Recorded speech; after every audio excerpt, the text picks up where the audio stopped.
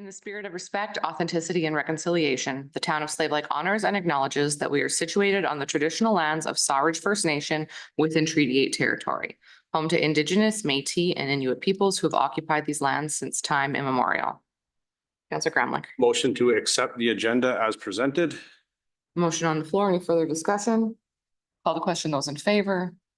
And that is carried. Okay, we will move right into reports and new business. We have a service level report for sidewalk and trail snow removal.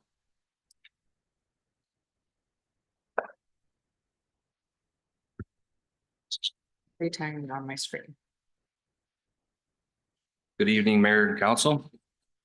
I'm here tonight to present the service level report for sidewalk and trail snow removal. The purpose is provide council a summary of the service levels of sidewalk and trail snow clearing. Background: snow removal on trails and sidewalk falls into two categories: sidewalk adjacent to private property, and secondly, sidewalks adjacent to town-owned property and trail clearing.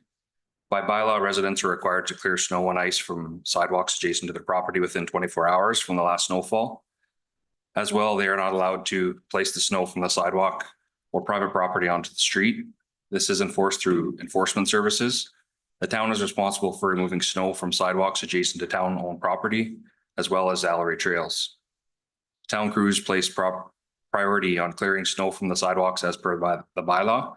For the trail network, trail clearing is initiated in no more than 48 hours after the end of the snowfall. Depending on the amount of snow, it can take up to 72 hours from the end of the snowfall to completely clear the trails. Excuse me. The town has approximately 12 kilometers of trails, including the new addition of Hill to Even Park trails and 3 kilometers of sidewalks. It takes approximately 16 to 18 hours to complete snow removal for both sidewalks and trails. During icy conditions, crews will also put down pea gravel and salt at key intervals. Often this report is provided for information. Community resource impacts. Community services has one piece of equipment used for this work, a toolcat, which is operated by a facility maintenance operator. If this machine is out of service, community services works with operations. If operations is unable to provide the service, community services will contract the service out to a private company as a last option. Policy implications: there's no specific policy implications. Relation to strategic planning, mission statement or vision statement, snow removal on trails enhances walkability, which helps improve the quality of life for residents. Recommendation to council to receive this report for information.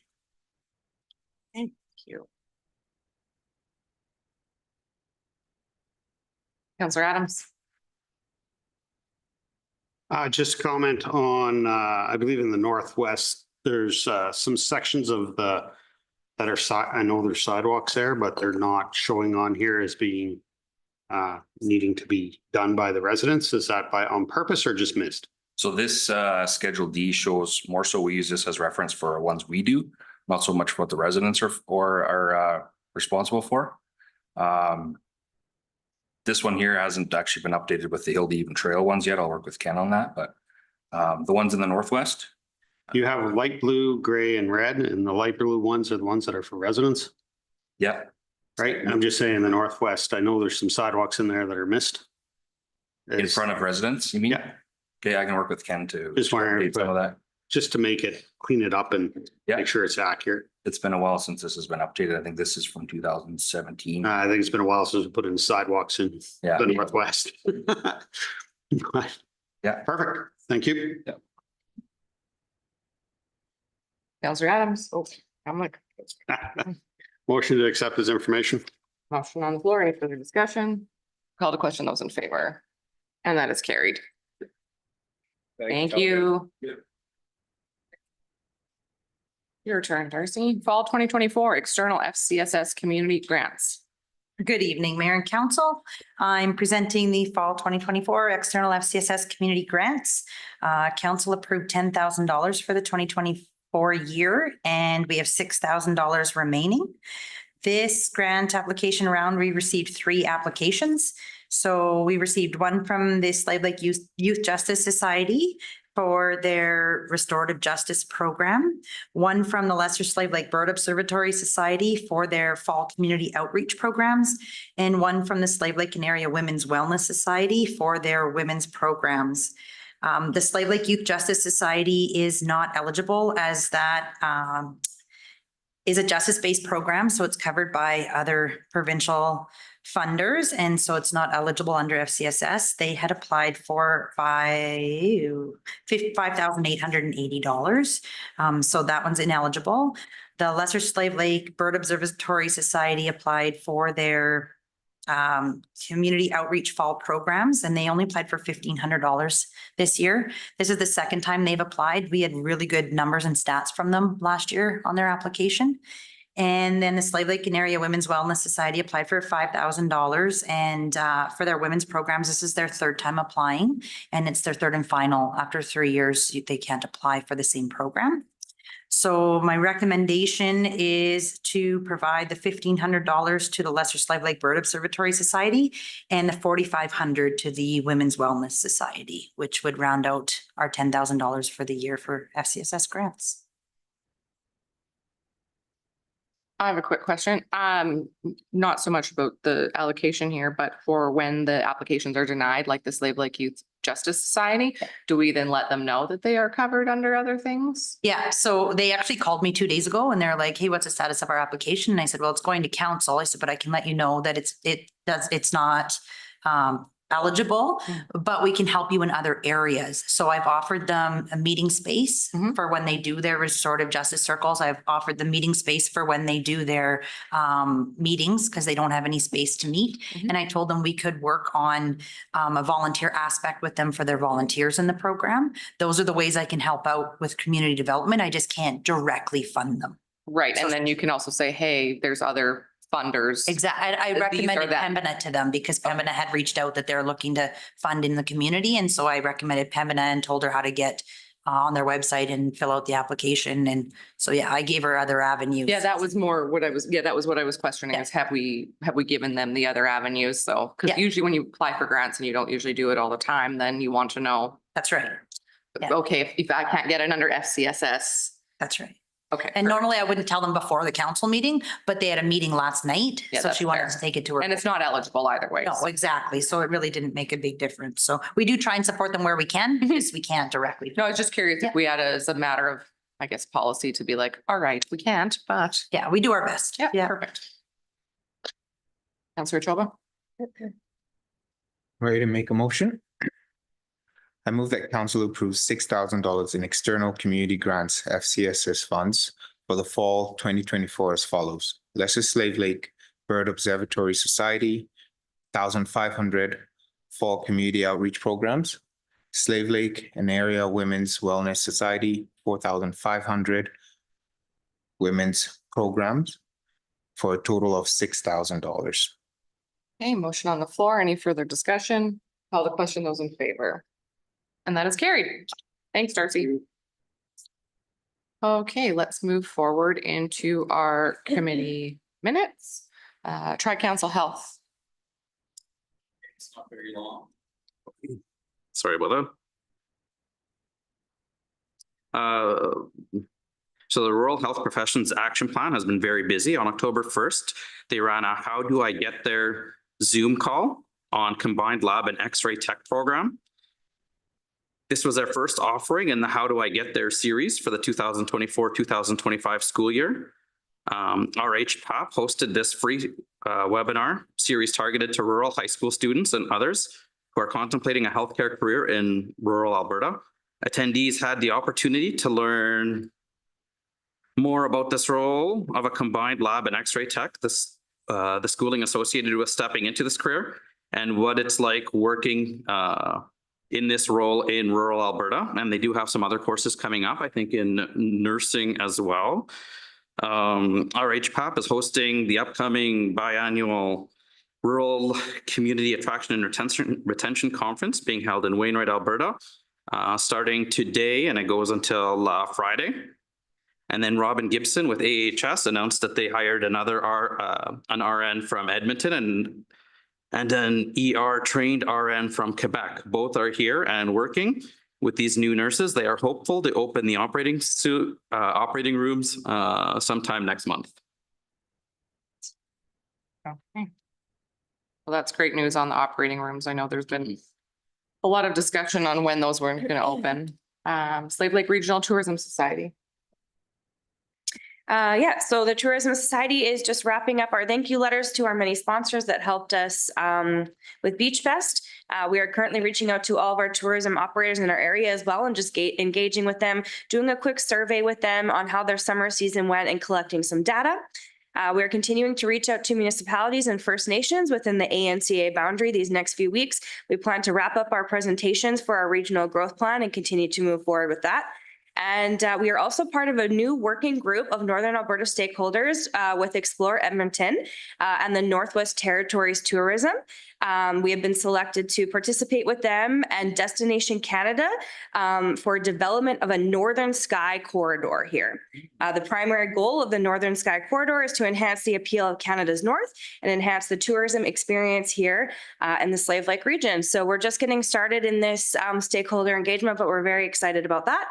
And one other thing, our AGM is coming up on November 21st from 7 to 9 at the Sawridge First Nation admin office. And we do have 2 board positions that we're looking to fill. Fantastic. Youth Advisory Committee. So we had our first meeting and opened with a full house. We had a total of 7 students. We went through the roles and expectations of the committee members and went over the terms of reference. We selected a chair and a vice chair for the committee and selected potential dates, 4 potential dates for our upcoming meetings. Children's Resource Center Council. Sorry, there is no update with Children Resources Council. Oh, okay. MPC. Pretty light update. We approved a mobile home variancy on Fifth Ave Northwest. Fantastic.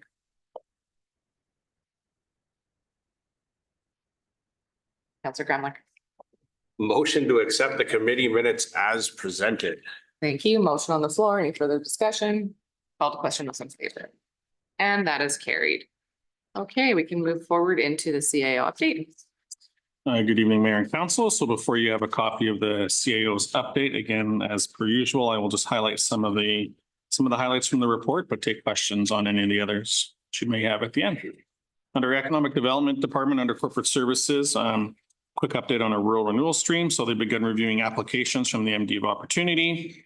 Town of Slave Lake approved employers have gone up by 1 to 54. Letters of endorsement issued were 7 to 146. Town of High Prairie approved employers moved up 3 to 17. Town of High Prairie letters of endorsement issued received 3 more in this last reporting period, up to 35. Right now, there's currently 1 approved employer in the MD of Opportunity with 1 letter of endorsement issued. Economic Development also completed their business visitation program. They visited a total of 103 businesses split between individuals and service-based and retail. Received a number of feedback that you have included in your report on some of their concerns. And they are confirming advertising clients for the MRC for the upcoming 2024-2025 season. Skip ahead to finance.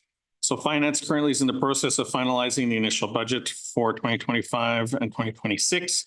We'll be comparing a 3rd quarter GST return and working with our insurance provider to gather and review necessary information for the 2025 pre-renewal process, ensuring all the town's coverage needs are met for the upcoming year.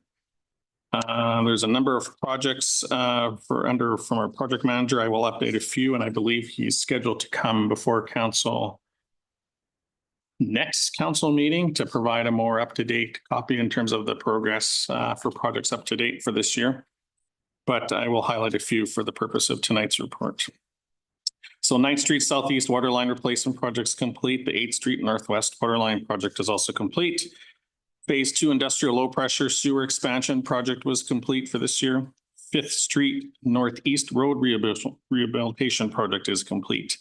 Downtown revitalization phase that was postponed due to contractor delays. So that'll be completed early next year.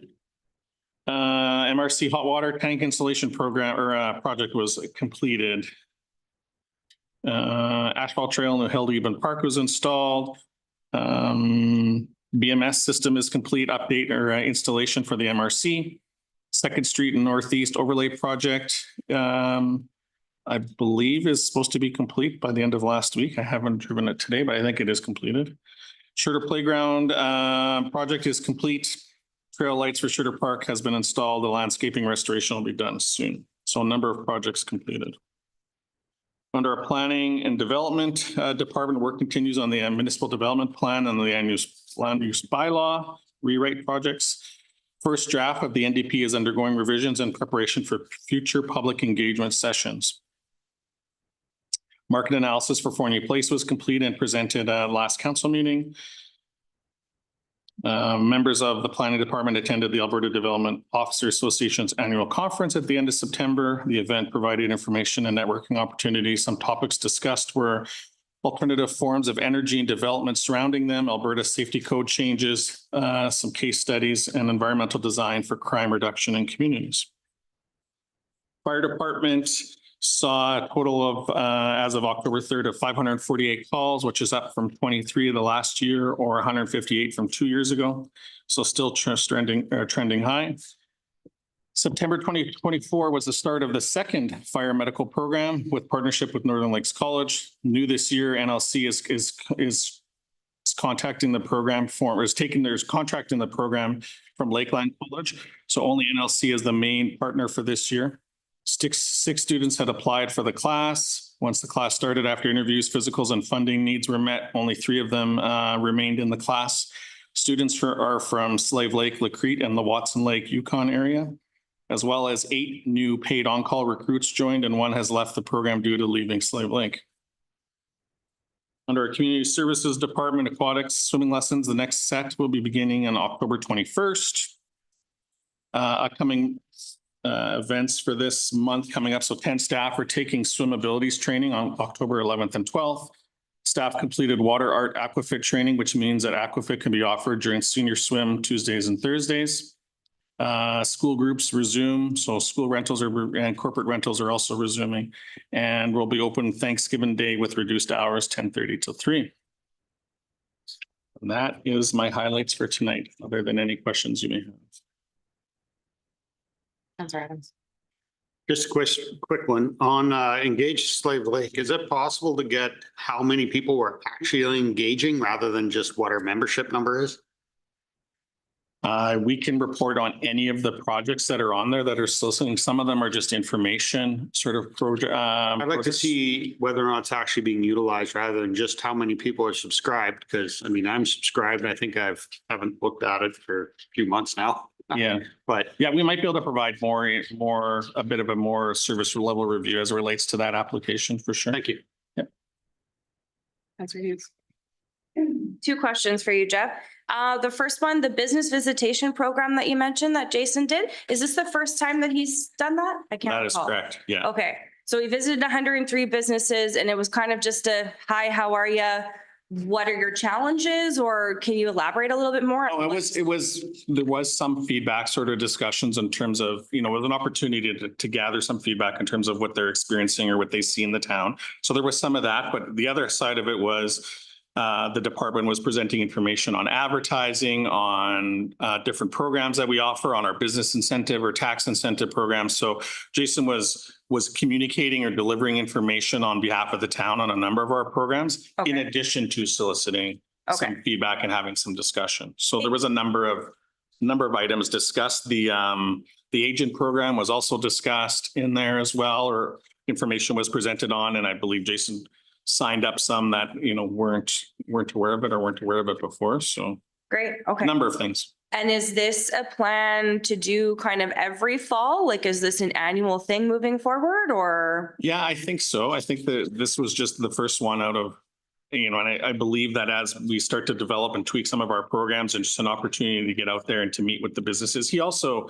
sits in, comes to the Chamber of Commerce meetings and has the business advisory group as well. So there's a number of mechanisms or to solicit some of that feedback. I mean, this is just another one of those cases. I think for the most part, the takeaway for us was an opportunity to make sure businesses were aware of a number of the programs that the town has that could help or enhance their business. So it was more of that was more of the intent, but I envision that it could be something that continues on for sure. Okay. Second question, the policing study that you mentioned, you said stakeholder engagement coming up mid-October. What stakeholders exactly, or what does that look like moving forward for that study? So I think there's going to be multiple levels of engagement there. What's referred to here in this report is relating to so there were some key stakeholders identified. So some different individuals from the community, different organizations that they're having. Essentially, they've scheduled kind of some group discussions where they're going to be, asking some general questions from a kind of a group sort of setting. I think it's going to be virtual for this first one. So there's members of council from the MD and from Slave Lake. There's members of the business community. There's members of that represent different pieces of the community that have some input in terms of their oversight or what they've seen as it relates to protective policing. And then there's going to be some general public engagement as well that will likely come utilizing and leveraging our Engage Slave Lake platform to try to solicit some of that information. And I'm not sure if there might even be a town hall sort of discussion or potential in there as well, but Okay. this is what's being referred to here is kind of a smaller group for the time being. Okay.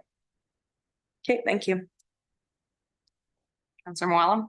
I see that annually we do repairs on this the swimming pool. I'm just wondering if everything is looking like it should it's set to reopen, I think, on October 21st. Friday, so it's set, yeah. No? They open this Friday. All our repairs are complete except for gratitude this today. But we're still opening the pool and Okay. we're trying to deal with this as we're open. We may down the line have to look for a week. Our main pipe is cracked. And that's what happens when the equipment sits in for so long in it and then sort of it. So right now, this is a college concern, it just affects our operations. So right now, the main drain is clogged and we need to deal with that and the pipe is cracked. So we can't really drain right now if we want to, but we are going ahead and hoping this weekend, so we've got 10 to 12 for this weekend, and we have renters booked in, we have lessons booked in, like we're gonna operate as usual until we have a little bit of a system. But otherwise, everything is worked out, we're good. Well, just for everyone at home, probably never heard that. Pool opens Friday, the main drain is cracked, and we'll review that later, but the pool is open, business as usual is Friday.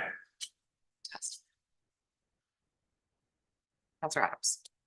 Motion to accept the CAO update as information. Motion on the floor. Any further discussion? Call the question. Those in favor? And that is carried. Moving forward into management task list.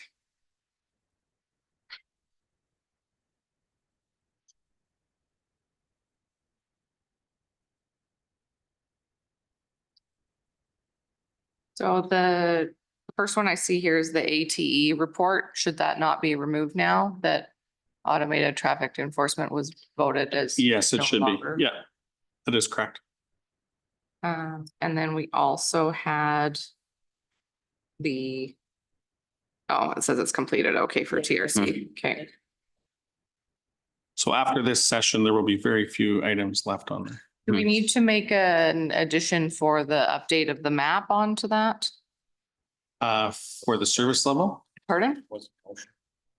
It wasn't a motion, but do we need to make a motion? So Okay, just checking, get updated, right? Yep. Yeah. making sure. Councillor Cramer, Motion to accept the management task list as information. motion on the floor. Any further discussion? Call to question. Those in favor? And that is carried. Okay, question period. Anything outstanding? Okay, I think that was most covered during the update and the management task list. Let's move forward to correspondence. so yeah, just one letter for tonight for correspondence. As Councillor Hughes had mentioned, we received this letter from Slave Lake Tourism in regards to our support, and essentially thank you for our continued support from the municipality for your information. Counselor Adams. Motion to accept the information. Motion on the floor. Any further discussion? Counselor Moyle. Sorry. Okay, I was like, interesting. Call the question, those in favor. And that is carried. Okay. I'm working ahead of myself. State of the lake. Counselor Moyle. Okay, so this is as this is Fire Prevention Week, I would like to invite you all to the Slave Lake Fire Station for an open house and barbecue this Saturday, October 12th, from 10:30 to 2 p.m. And there'll be a barbecue and lots of fun things for the kids. So hopefully we'll see you there on Saturday. I'd also like to wish a happy birthday to my beautiful baby girl that made me a father. Happy 16th birthday to my amazing daughter, Elia.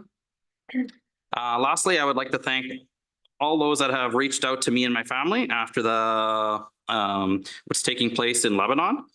I'd also like to say that my heart is with all my 150 Lebanese brothers and sisters in our community.